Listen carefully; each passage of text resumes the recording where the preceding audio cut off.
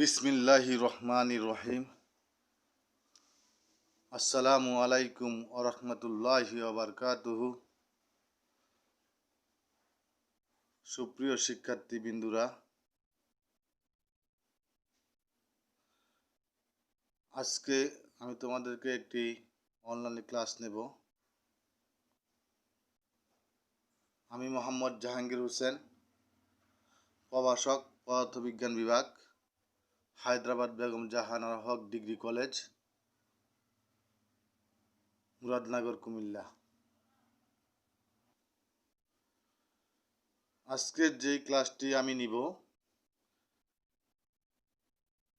এই ক্লাসটি ডিগ্রি তৃতীয় বর্ষ পঞ্চম পত্রের মধ্যে আছে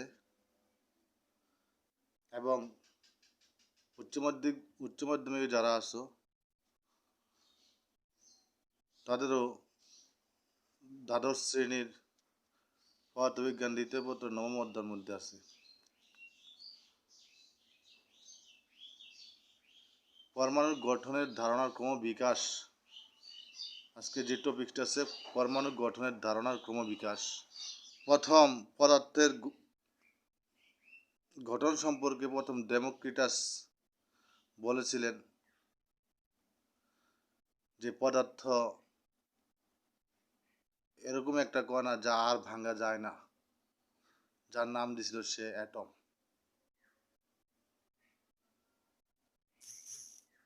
পরবর্তীতে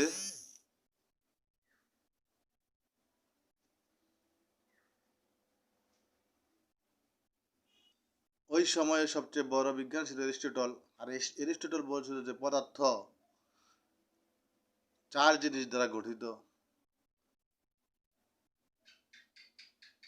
বায়ু, মাটি, পানি, আগুন।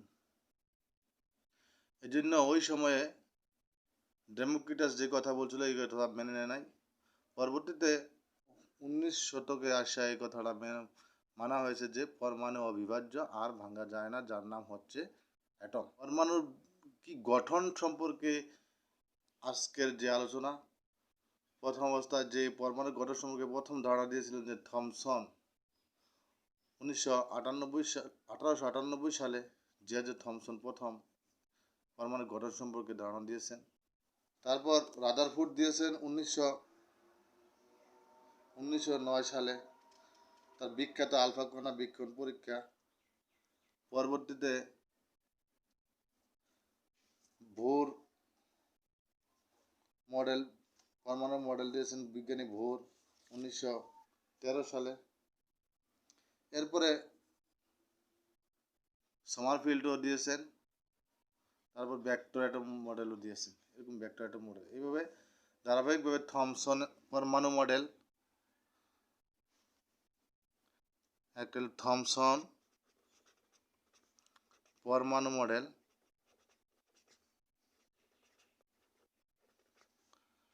তারপরে হলো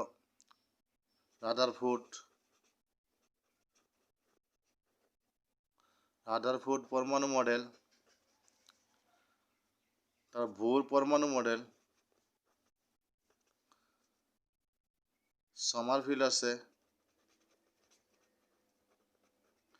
পরমাণু মডেল, এবং ভেক্টর অ্যাটম মডেল, ভেক্টর পরমাণু মডেল।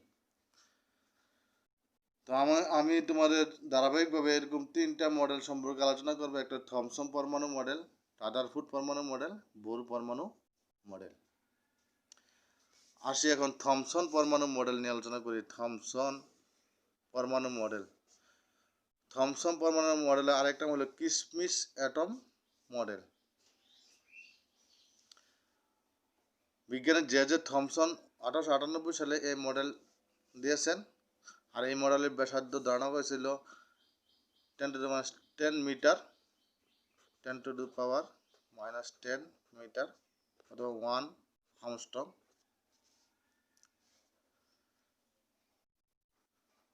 এটা কেন কিসমিস মডেল বলা হয়েছে? যে বলা হচ্ছে পরমাণুটা যদি জানি আমরা গোলাকার, পরমাণুটা যদি যেমন তরমুজের সাথে তুলনা করছেন, তরমুজ কেমন, যে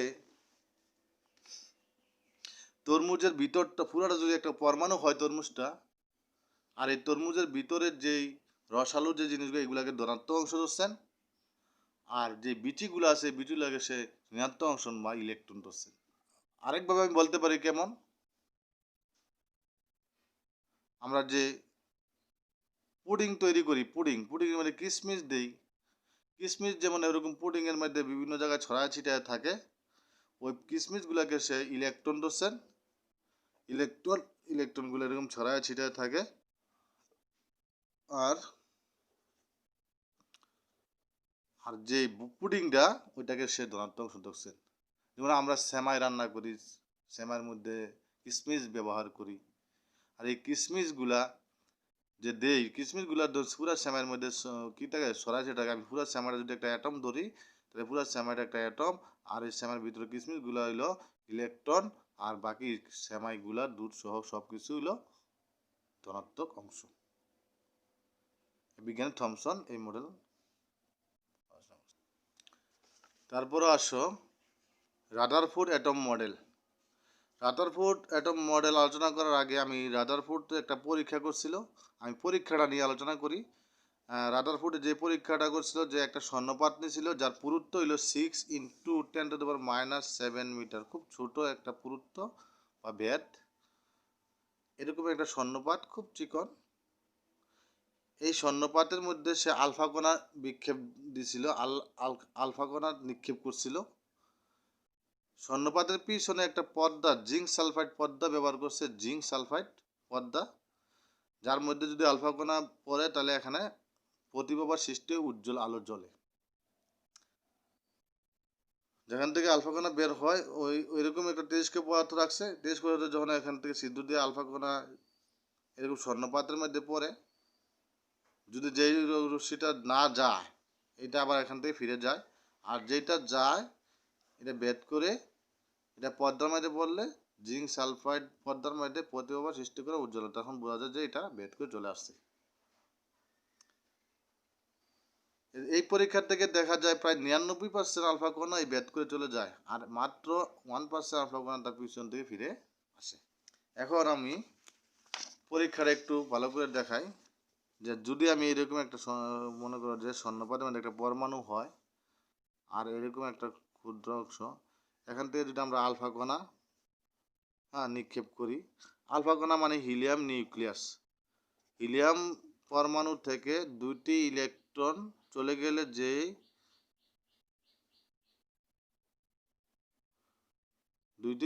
গেলে যে আয়ন হয় ওইটা হচ্ছে আলফা কণা। এরকম আলফা কণার জন্য আমি এরকম নিক্ষেপ করব,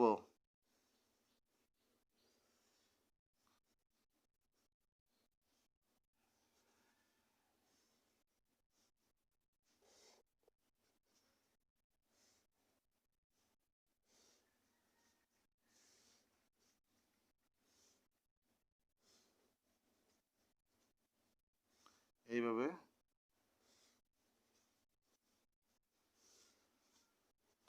দেখো যে যেটা এইরকম একটা মধ্যবিন্দু থেকে একটা কণা পুরো সোজা আলফা কণা পিছন দিকে ফিরে আসতেছে, আর এটা কাছাকাছি দিয়ে বেশি বাগছে, আর একটু দূরে দূরে কম বাগছে, আর একবারে সোজা চলে গেছে। ঠিক এদিক দিয়ে একই রকম,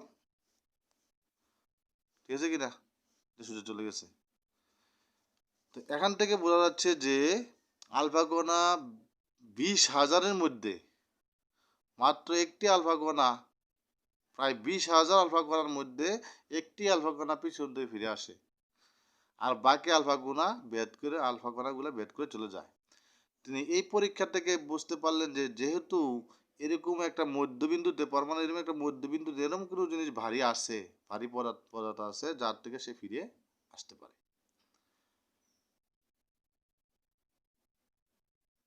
তিনি আরেকটু চিন্তা করলেন, যেহেতু এটা ভারী, এটা যদি নিরপেক্ষ বস্তু হয় তাহলে এর যেহেতু পজিটিভ চার্জ দিয়েছে, তার নিরপেক্ষ বস্তু পজিটিভ চার্জকে আকর্ষণ করে, তাহলে আলফা কণাটা এখানে লেগে যেত, এদিক দিয়ে বের হইতো না, আবার এদিক দিয়ে ইয়ে করে আসতো না। তো এইখান থেকে সে বুঝতে পারে যে এটা একটা ধনাত্মক চার্জযুক্ত। কেন?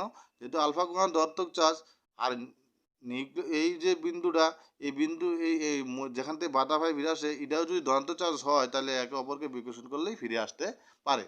আর যদি এটা তো পজিটিভ জানি নিশ্চিত, তাহলে এটা যদি নিরপেক্ষ হয় তাহলেও আকর্ষণ করে এটাকে আর ফিরে আসতে দিবে না, এখানেই লেগে থাকবে। এটা থেকে বুঝতে পারে যে যেই বাড়ি জায়গাতে ফিরে ফিরে আসে তাহলে ওই বাড়ি জায়গাটা হচ্ছে ধনাত্মক অংশ। আর বেশিরভাগ যেহেতু কয়না বের হয়ে চলে যায় তাহলে বেশিরভাগ পরমাণু বেশিরভাগ জায়গা হলো ফাঁকা। তিনি কতগুলা কথা বলছেন, স্বীকার্য দিচ্ছেন। একটা হলো যে পরমাণু কেন্দ্রে একটা ভারী জিনিস আছে যার নাম দিচ্ছে সে নিউক্লিয়াস, যার চার্জ হলো ধনাত্মক চার্জ। আর বাকি বেশিরভাগ জায়গায় ফাঁকা, আর ফাঁকা জায়গার মধ্যে ইলেকট্রন ঘুরতেছে। এই কেন্দ্রের নাম হচ্ছে সে নিউক্লিয়াস দিছে। আর নিউক্লিয়াসের ভেতরে প্রোটন এবং নিউট্রন থাকে। প্রোটনের চার্জ পজিটিভ আর নিউট্রনের কোনো চার্জ নাই। প্রোটনের চার্জ কি, এখানে যে কেন্দ্রে থাকে প্রোটন, প্রোটনের চার্জ হলো পজিটিভ, আর নিউট্রনের কোনো চার্জ নিরপেক্ষ, নিউট্রনের কোনো চার্জ নেই। এই জন্য আমরা নিউক্লিয়াসকে আমরা ধনাত্মক চার্জ বলতে পারি। আর প্রোটন আর নিউট্রনের ভরই ইলেকট্রন যে চারদিকে আসে ঘুরে, ইলেকট্রনের চার্জ আমরা জানি, ইলেকট্রনের ভরটা প্রোটনের প্রোটনের 1/1840 অংশ, যা প্রায় প্রোটনের ভরের 18/40 অংশ। এই জন্য আমরা ইলেকট্রনের ভর না ধরে শুধু প্রোটন আর নিউট্রনের ভর ধরলেই, প্রোটন নিউট্রনের ভর প্রায় সমান। প্রোটনের ভর আমরা সাধারণত ধরি, প্রকৃত ভর যদি ধরি 1.673 ইন্টু 10⁻⁻27 কেজি। আর নিউটনের ভর 1.675 ইন্টু 10⁻⁻27 কেজি। এই ভরের তুলনায় একটা প্রোটন বা একটা নিউটনের ভরের তুলনায় 1840 গুণ কম, 1840 গুণ কম হলে একটা ইলেকট্রনের ভর। এই জন্য আমরা কোনো পরমাণু ইলেকট্রনের ভর না ধরলেও পারি। পরমাণুর ভর বলতে বোঝায় প্রোটন আর নিউটনের ভর। প্রোটন আর নিউটন যেহেতু নিউক্লিয়াসের ভিতরেই থাকে, এই হিসাবে নিউক্লিয়াসের ভরকেই পরমাণুর ভর হিসাবে বলা হয়ে থাকে। আর নিউক্লিয়াস অত্যন্ত ক্ষুদ্র, পরমাণুর ভেতরে বেশিরভাগ জায়গা ফাঁকা। সৌরজগতে সূর্য কেন্দ্র করে বিভিন্ন কক্ষপথ যেমন গ্রহগুলা ঘুরে, তেমনি নিউক্লিয়াসকে কেন্দ্র করে ইলেকট্রনগুলোও ঘুরে। আরেকটা কথা বলছেন, ধনাত্মক চার্জবাহী নিউক্লিয়াসের প্রতি ঋণাত্মক চার্জবাহী ইলেকট্রন এক ধরনের আকর্ষণ বল অনুভব করে। এই আকর্ষণ বল হলো কেন্দ্রমুখী বল। তিনি বলছেন যে ধনাত্মক চার্জ হলো এখানে, আর এদিকে আমরা যদি ইলেকট্রন থাকে, ইলেকট্রন যদি এভাবে ঘুরে, তাহলে এই দুইটার মধ্যে পজিটিভ আর নেগেটিভের একটা আকর্ষণ বল কাজ করে। এই আকর্ষণ বলটাই কেন্দ্রমুখী বল হিসাবে ব্যবহার করা হয়। এই কেন্দ্র বলের কারণে পৃথিবী যেমন সূর্যের চারদিকে ঘুরে, ইলেকট্রন সেরকম নিউক্লিয়াস চারদিকে ঘুরে। আমরা জানি সূর্যটার চারদিকে আমরা জানি পৃথিবী ঘুরে কি বলের কারণে, কেন্দ্রমুখী বলের কারণে। একে অপরকে কেন্দ্রমুখী বলে F=mv²/r। কেন্দ্রমুখী বলে কারণে যেমন কি সূর্যটা চারদিকে পৃথিবী ঘুরে, ঠিক তেমন নিউক্লিয়াসের কেন্দ্র করে ইলেকট্রনটাও এরকম ঘুরে। কি কারণে? কেন্দ্রমুখী বলের কারণে। যেহেতু উনি এই মডেলের আরেকটা নাম আছে, এটা রাদারফোর্ড পরমাণু মডেল। রাদারফোর্ড পরমাণু আরেকটা নাম হচ্ছে, যেহেতু এটা সৌরজগতের সাথে তুলনা করছেন, সৌরজগতের সূর্য কেন্দ্র যেমন গ্রহগুলো ঘুরে, তেমন ইলেকট্রনগুলোও ঘুরে। এই জন্য এটাকে আরেকটা সৌর মডেলও বলা হয়, বা সোলার সিস্টেম মডেল বলে। যেহেতু এটার পরমাণুর প্রথম নিউক্লিয়াস আবিষ্কার করছেন, আর এই জন্য এটাকে নিউক্লিয়ার মডেলও বলা হয়। এখন আমরা পড়ব এই রাদারফোর্ড পরমাণু মডেলের সীমাবদ্ধতা। কি সীমাবদ্ধতা আছে?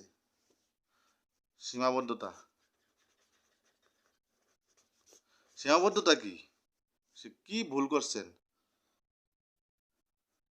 সে প্রথম, যেমন আমরা জানি নিউক্লিয়াস থাকে, নিউক্লিয়াসের কেন্দ্র কইরা এরকম ঘুরে। এখন সে কক্ষপথে ধারণা দিতে পারে না যে কত নির্দিষ্ট কক্ষপথে ঘুরে বা কক্ষপথের আকৃতি কেমন হবে, এই কথা সে সম্পর্কে ধারণা দিতে পারে না। আমরা জানি নিউক্লিয়াস যদি এটা হয় আর এরকম কক্ষপথ থাকে, পরবর্তীতে আমরা ভুলে যাই পাইছি আর কি এটা, যে বিভিন্ন কক্ষপথে ইলেকট্রনগুলা ঘুরে।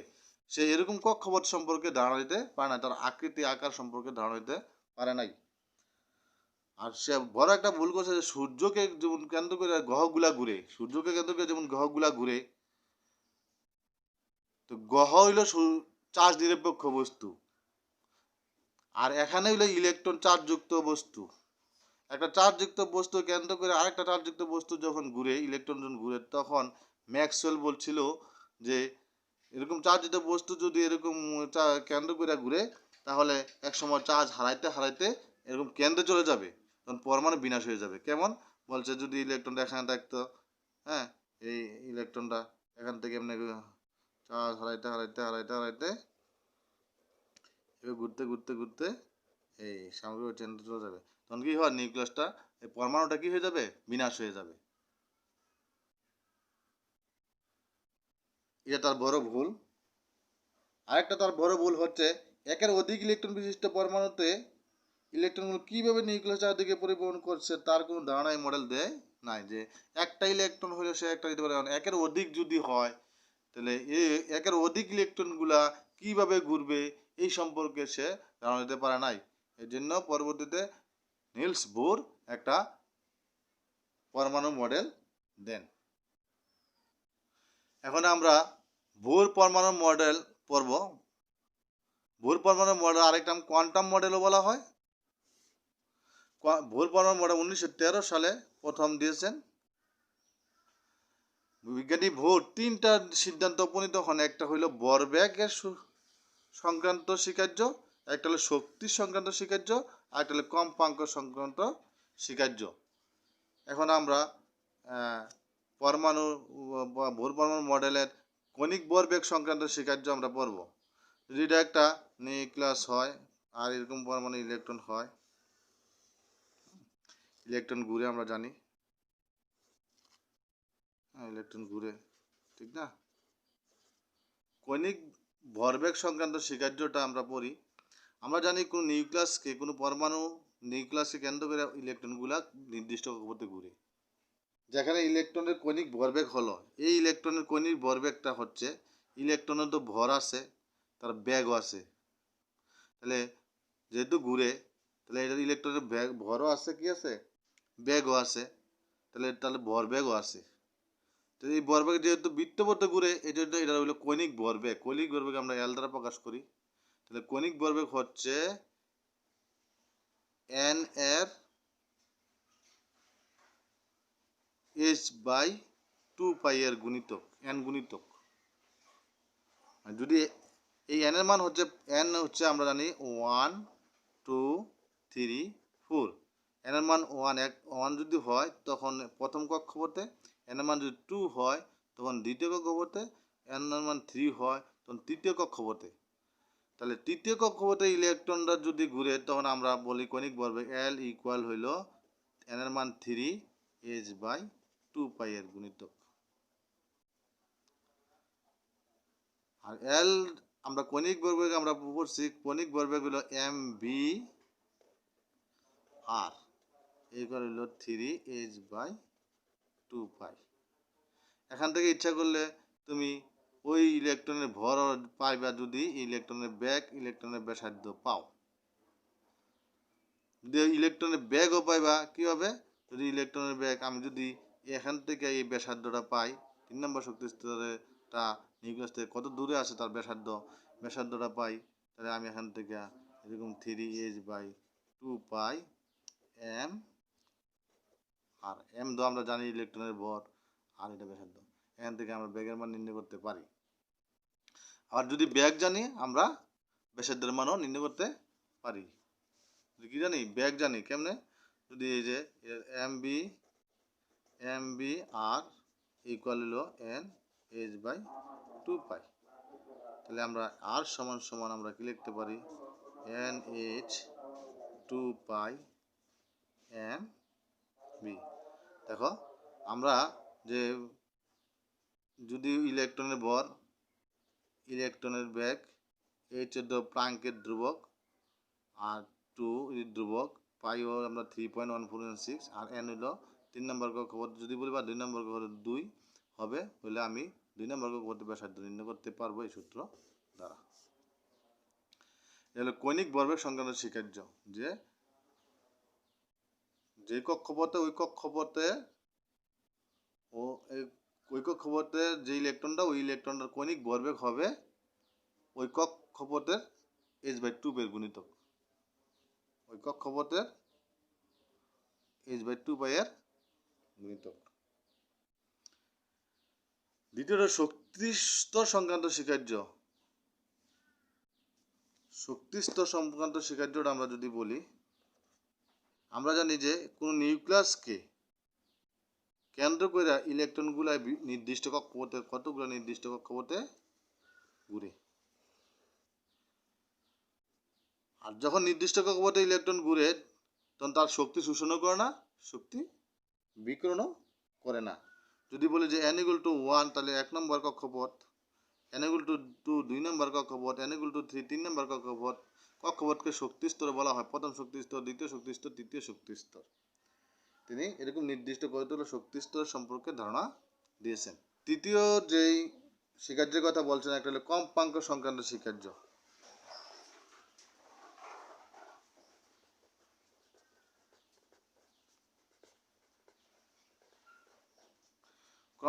কম্পাঙ্ক সংক্রান্ত স্বীকার্য, এই স্বীকার্যে উনি বলছেন যে আমরা জানি এরকম নিউক্লিয়াসকে কেন্দ্র করে এরকম কক্ষপথে ঘুরে, যে উনি বলছেন যে এখানে এক কক্ষপথ থেকে আরেক কক্ষপথে যদি ইলেকট্রন যায়, তাহলে শক্তি কি করে? শোষণ করে। উপর নিচের থেকে যখন উপরে যায়, তাহলে শক্তি কি করে? শোষণ করে। আর উচ্চ কক্ষপথ থেকে যখন নিচে কক্ষপথে আসে, তখন শক্তি বিকিরণ করে। এজন্য যখন কোনো স্থায়ী কক্ষপথ থেকে ইলেকট্রন এক জায়গা থেকে আরেক জায়গায় যায়, তখন শক্তির শোষণ ও বিকিরণ ঘটে।